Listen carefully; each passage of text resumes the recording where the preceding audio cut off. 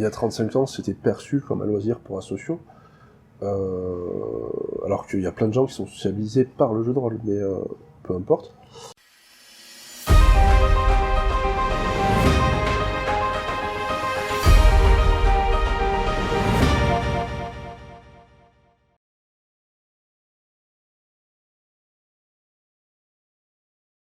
On en parlait tout à l'heure, il y a un regain d'intérêt pour le jeu de rôle. Dernièrement, on a même eu l'annonce d'une réédition de Star Wars D6. C'est une lame de fond ou juste un tressautement? Moi, je suis optimiste, alors je vais parier pour la lame de fond. Je pense que c'est lié au fait... ouais, comme ça. Je pense que c'est l'extension de la culture geek, en fait, qui fait qu'il y a de plus en plus de gens qui s'intéressent au jeu de rôle, et de ses pratiques et de ses codes, parce que je veux dire, maintenant, même dans le moins de jeux sur portable, il y a des points d'expérience et des niveaux, quoi, on a l'impression, donc c'est vraiment des codes qui sont démocratisés, et puis aussi, voilà, le bel essor du jeu de plateau, donc qui participe aux jeux de société d'une façon générale, parce que ça reste de jeux de société. Et le fait que dans la culture pop, finalement, on a de plus en plus de références à ça. Je pense à Stranger Things, pour la série qui est sortie récemment. Mais voilà, on n'arrête pas de retrouver plein de petites références, donc notamment parce qu'il y a beaucoup de scénaristes hollywoodiens qui ont été rôlistes et qui en parlent, et finalement ça devient presque, je crois que c'est David Perron parlait dans son bouquin Culture Geek, mais le jeu de rôle, en fait, c'est presque le cœur de la culture geek, et pour certains scénaristes de cinéma ou de série, ou certains auteurs qui bossent dans le jeu vidéo, qui ont même bossé dans le jeu de rôle, souvent c'est presque une école, en fait. Et je pense que tout ça commence à petit à petit à se diffuser un peu partout, et que tout ce que font on va dire plus récemment, des gens comme Maillard, le fait qu'il y ait des vidéos et que les gens se disent en fait c'est ça. Peut-être que je m'en faisais une idée qui était complètement pas celle-là, ou qui découvrent tout court et qui en ont jamais entendu parler grâce à ces vidéos. Voilà, tout ça commence à créer un faisceau de choses qui font que ça monte et ça s'ouvre pas mal, quoi. Et là, c'est vrai que en regardant le financement participatif d'aventure, enfin de Maillard, on se rend compte que qu'il y a des tas de gens qu'on voit souscrire, que on les a pas forcément vus souscrire sur d'autres projets Ulule. Donc du coup, on se dit tiens, qu'il y a un renouvellement qui commence peut-être à se faire par là, et qui amène des gens au jeu de rôle par des biais que nous, j'allais dire, vieux rôlistes, on connaissait pas, parce que finalement, nous regarder des vidéos de parties sur Internet, je pense que moi, ça m'est pas arrivé, ça m'est arrivé évidemment, mais pas tant que ça, et qu'il y a des gens, que ça fait triper, et qui regardent ça comme une série, et c'est super cool, en fait, quoi. Et du coup, toutes ces petites choses-là font que, j'ai l'impression que, on est bien parti pour que là aussi, on arrive à un nouveau cycle où enfin, depuis tant d'années, on cherche à un peu renouveler notre public, parce qu'on a de plus en plus de rôlistes qui ont plutôt 30 ou 40 ans, et que peut-être on va réussir à avoir une population un petit peu plus jeune, et ça c'est bien, quoi. Je pense aussi que c'est une lame de fond pour à peu près les mêmes raisons que toi, sur le côté cœur de la culture geek, en fait. Il y a aussi un côté... alors c'est pas qu'une provocation, mais c'est un peu le jeu ultime, en fait. C'est un peu le jeu où on n'est pas bloqué par grand chose, en fait, à part le temps. Et moi je vais prendre mon cas, hein. Il y a plein de jeux, je pense au Grandeur Nature par exemple, il y a plein de choses que je peux pas faire à cause de mon corps, hein, tout bêtement. Et dans le jeu de rôle, j'ai pas ces limites-là. On peut avoir d'autres limites dans le jeu de rôle, on peut avoir des limites de timidité, mais en général on joue avec des amis, donc ça c'est des choses qui viennent à évoluer au fil du temps. On peut et enfin grosso merdo, on peut faire plein de choses pour très facilement. Donc je pense effectivement que c'est un jeu qui va reprendre sa place, comme tu disais, on le retrouve partout. Enfin, il y a 35 ans, c'était perçu comme un loisir pour asociaux, alors qu'il y a plein de gens qui sont sociabilisés par le jeu de rôle, mais peu importe. Et aujourd'hui, on voit que la population a changé, elle s'est féminisée, c'est devenu un loisir comme un autre. Avant, quand on faisait partie des rôlistes, on avait accès à quelques autres loisirs, mais globalement, on n'en sortait pas trop, c'était un peu tout le temps les mêmes qui revenaient. Aujourd'hui, c'est plus du tout le cas. Aujourd'hui, c'est pas, je sais pas si c'est cool de faire du jeu de rôle, mais c'est plus pas cool. Et on peut, donc tout ça fait qu'il y a plein de choses qui sont, il n'y a pas de raison que ça marche pas en fait. Par contre, ce qui peut changer, c'est est-ce que les jeux auxquels on joue nous, ou on jouait nous, vont être les jeux qui vont les intéresser à eux. Et ça, moi, je le sais pas. Je le sais pas. Je pense qu'il va falloir qu'on s'adapte, qu'il va falloir, par exemple, c'est vrai qu'on a beaucoup dans nos relations de vieux rôlistes, et quand on parlait d'aventure, on peut parler d'autres jeux. Je pense au donjon d'Albuck, par exemple. Ça nous arrive assez fréquemment de faire des interventions à la fac, ici à Toulouse ou ailleurs. Et c'est vrai que nous, quand on va parler de jeu, le langage qu'on va utiliser entre nous, c'est un peu soit le langage de Donjons et Dragons, de Cthulhu, enfin, et qui est un peu devenu le langage des MMORPG, par exemple. Mais eux, les joueurs qu'on a rencontrés utilisaient le langage venu de ces jeux-là, en fait. Et c'est nous qui n'avions pas plus les références. Donc il va peut-être falloir qu'on se mette à jour, et il va peut-être falloir qu'on voit qu'on va proposer des choses plus adaptées. Mais enfin, pour moi aussi, c'est clairement une lame de fond. Là, on faisait un peu d'histoire du jeu de rôle. Depuis 40 ans, on a connu l'âge d'or, puis les années Dumas, Carpentras, l'arrivée de Magic et la nouvelle vague. Vous l'avez ressenti comment, ces passages, ces hauts et ces bas? Toi la vieille, vas-y. Jérôme fera l'ère d'avant. La première ère, donc celle à partir de 74, on l'a pas trop connue, je crois. Donc du coup, moi je l'ai étudié cette ère-là. Enfin, j'ai lu pas mal de jeux de cette ère-là. Et de ce que j'ai ressenti ou quand j'ai lu les témoignages de gens qui étaient entre guillemets, je l'ai ressenti comme plein de perspectives qui s'ouvraient. Et déjà en embryon, toutes les super idées qu'on a eu après, il y en avait déjà une partie en tout cas qui était dans ces jeux-là. Par exemple, on dit très souvent que le roleplay, donc le fait d'interpréter son personnage, c'est venu bien après, qu'à cette époque-là, on s'en fichait, on jetait juste les dés, on pensait que stratégie, en fait, c'est faux. Assez très rapidement, donc dès 78, avec un jeu qui s'appelle RuneQuest, on a déjà une description dans le jeu où on dit que c'est comme une pièce de théâtre radiophonique, un peu. Donc on a déjà tout ça. Et donc cette époque-là, on sent vraiment qu'il y a un creuset où il y a plein d'idées qui bouillonnent, des super univers qui naissent. Et c'est vraiment, j'allais dire l'univers qui est super, la période qui est très très grisante parce qu'on sent que, on vient de découvrir un nouveau média. Alors c'est pas forcément formalisé comme ça, mais en tout cas c'est ce qui se ressent quand on lit les jeux. L'âge d'or, j'y étais pas non plus, mais sur cette période, notamment sur l'aspect grisant, dans le cadre de tes travaux ou des choses qu'on a fait après à la fac ou ailleurs, on a notamment lu énormément ce qu'on appelle les APA, pour faire simple, appelons ça des fanzines, qui étaient faits à l'époque. Et il faut imaginer des gens qui sont avec des, je sais plus comment ça s'appelle, des machines au carbone, là, où on fait, en gros, on copie à la main des livres. Et donc ces gens-là faisaient des fanzines qui se répondaient, c'était un peu comme les forums internet, mais dans les années 70. Et donc on voit des développements dans tous les sens, avec un peu tous les trucs qu'on va retrouver après, avec est-ce qu'il faut laisser le jeu de rôle à Gary Gygax, donc le père entre guillemets du jeu de rôle, enfin un des deux. Est-ce que le jeu de rôle c'est pas trop important pour que le TSR s'en occupe, des choses comme ça. Donc TSR c'était la boîte qui faisait Donjons et Dragons. Celle de Gary Gygax. Justement, ouais. Et on retrouve plein de questions sur le roleplay, sur ces choses-là.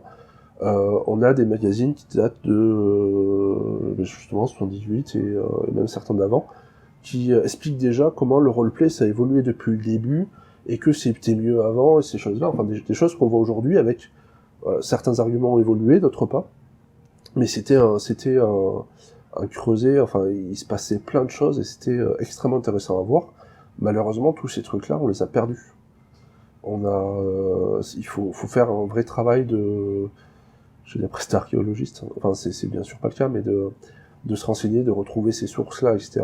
Et à lire, c'est juste passionnant. On se rend pas compte à quel point c'était un terreau fertile. Ouais, faut se mettre un peu la tête dedans et savoir lire l'anglais parce que c'est beaucoup de sources en anglais pour le coup, mais c'est vrai que c'est assez intéressant, quoi. Après les années 80, il y a les premiers jeux de rôle français. vraiment français qui arrivent.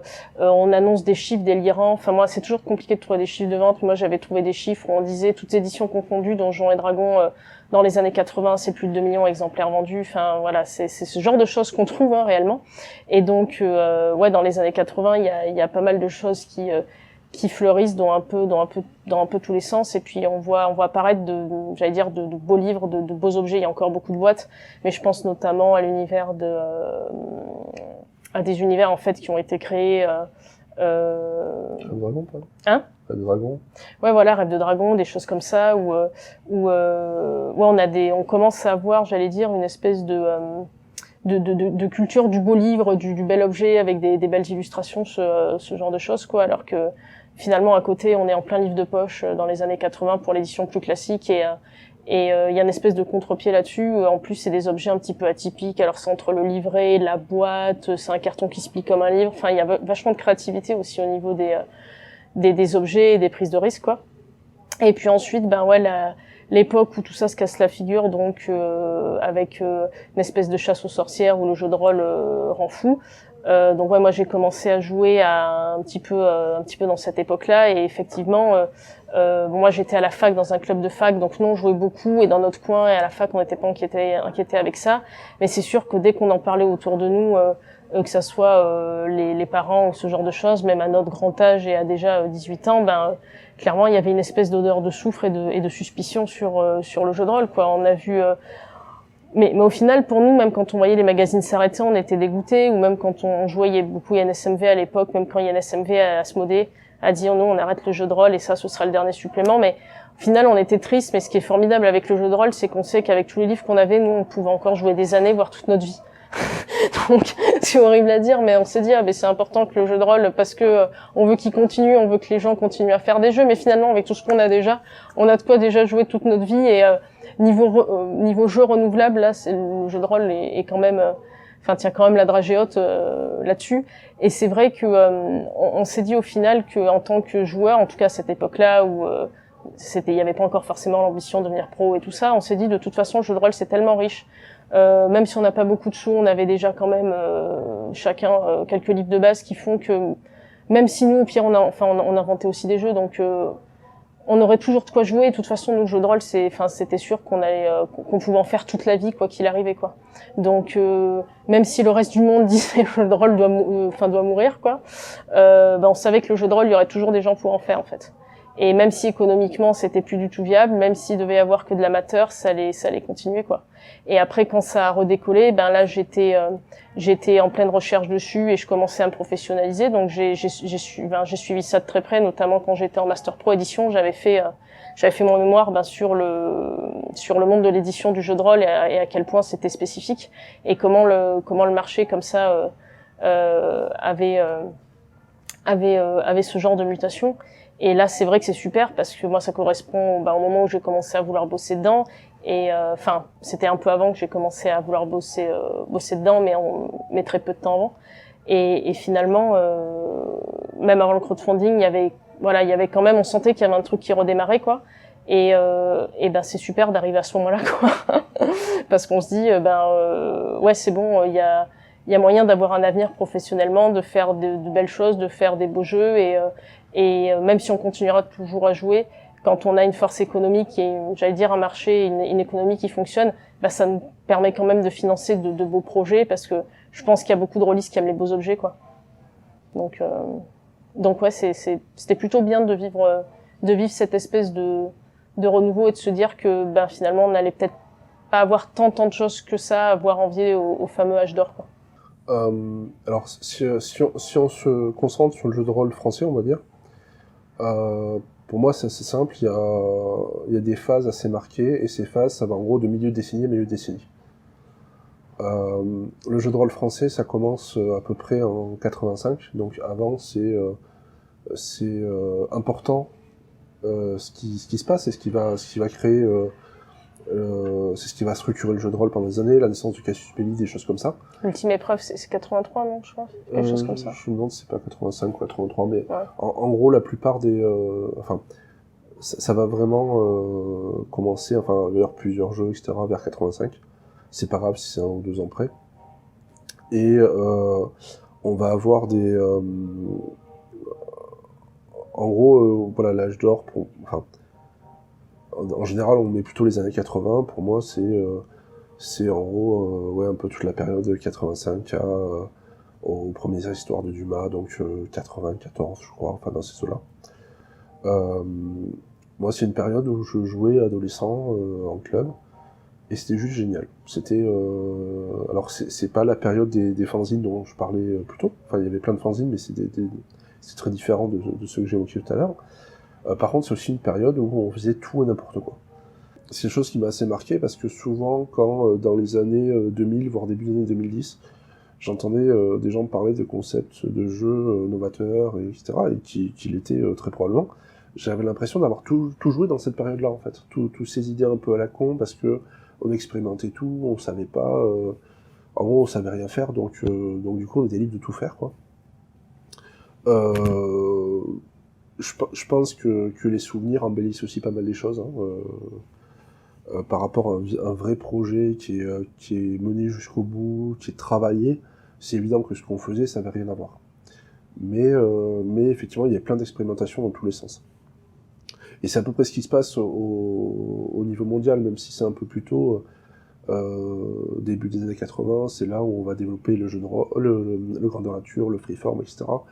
Ça expérimente dans tous les sens. On a des guéguerres un peu partout, enfin, sur qu'est-ce que doit être le jeu de rôle, et pour prouver que entre le jeu de rôle ou le jeu de rôle, enfin selon sur quoi on met l'accent, en anglais le role-playing ou le rôle avec 2 L playing, en gros comme ça polarise en fait les communautés, bah, il y a plein de gens qui font plein d'expérimentations pour montrer que leur truc est plus intéressant que celui du voisin.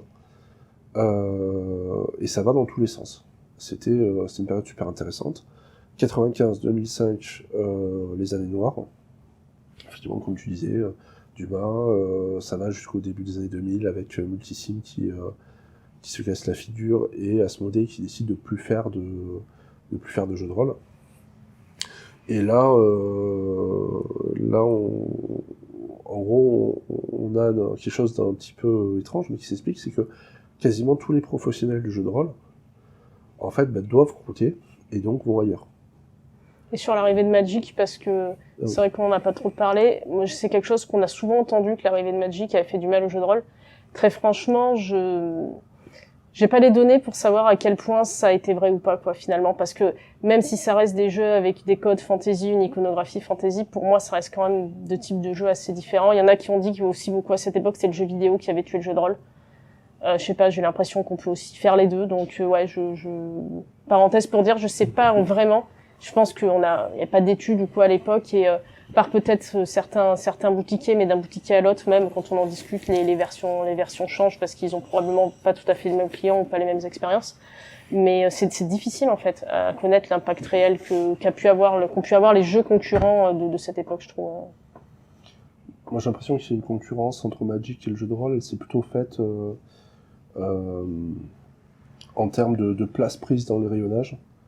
Qu'en termes de budget chez les joueurs en fait. Mais il y avait des avantages que Magic avait sur le jeu de rôle en termes d'immédiateté, en termes de préparation, de temps. Enfin, on peut pas enlever ça à ce jeu. Par contre, chez plein de joueurs qui étaient mordus, chez ceux qui dépensaient l'argent, en fait, les gens qui comptaient pour les boutiquiers, on passait au moins autant de temps à faire ses decks, et à préparer, et à aller lire les magazines de stratégie en anglais, des trucs comme ça, qu'on passait de temps sur le jeu de rôle. Donc c'est pas forcément ce truc-là qui a été partagé. En fait. C'est pas forcément là où a été le problème, s'il y en a eu un. Mais après, encore une fois, moi c'est une question sur laquelle j'ai peu cherché d'infos. En fait, je connais pas bien. C'est là vraiment ce dont je vous parle, c'est juste un ressenti. Mais donc effectivement, enfin en tout cas, ce qui est sûr, c'est que donc on va dire au début des années 2000, la situation n'est pas super reluisante. On a, comme je vous disais, la plupart des pros qui se sont barrés ailleurs pour des raisons tout à fait compréhensibles. On a une génération d'auteurs dont, enfin moi je fais un peu partie, enfin je suis complètement parti, qui sont arrivés parce qu'en fait on était des forumistes et qu'il fallait bien des gens pour bosser sur les jeux. Et on s'est retrouvé un peu là, alors par hasard ce serait un peu méchant, mais ça nous a donné notre chance en fait. Et on a vraiment commencé à bosser dans le jeu de rôle avec cette idée que on pourrait pas en faire un métier, on ne gagnerait rien, ça n'intéressait personne, et globalement on le faisait presque parce que c'était plus cool de le faire chez un éditeur que de le faire sur nos propres jeux qu'on mettait à contribution gratuitement sur le net pour ceux qui étaient les plus dégourdis d'entre nous. Je pense à des gens comme le Grumpf aujourd'hui, Anthony Combrexel, Lino, Brent Salade, Romain D'Huissier, enfin tous ces gens-là et plein d'autres, Emmanuel Garbi. Donc on est arrivé un peu à un moment où globalement il y avait un appel d'air, on a profité de cet appel d'air. Et moi je sais que pendant très très longtemps, j'ai été sollicité pour des conseils, pour des éditeurs qui voulaient se lancer, pour des auteurs qui hésitaient à arrêter leur boulot pour faire ça. Et le conseil que je donnais juste à tout le monde, c'est garde ton boulot. Garde ton boulot. Il y avait un dicton, je crois qu'il est de Stéphane Gallet, un auteur de jeux de rôle suisse, qui disait dire quel est le moyen de se faire une petite fortune dans le jeu de rôle, c'est de commencer avec une grande fortune. Et c'était vraiment l'état d'esprit dominant et qu'on retrouvait un peu partout. On a et on va dire ça a duré jusqu'au milieu des années 2010 pardon, et là on arrive dans une autre ère en gros avec le crowdfunding, mais c'est bien sûr pas que ça. Tu parlais de YouTube tout à l'heure, il y a plein d'autres éléments qui vont changer la donne, mais c'est plus ou moins les grosses périodes. Et quand je vous disais tout à l'heure, se lancer un peu par défi, c'est aussi ça, c'est un peu, ça représente, enfin, ça cadre assez bien avec cette logique des années précédentes qui est c'est pas possible, et celle de se dire peut-être que si. Tentons le coup.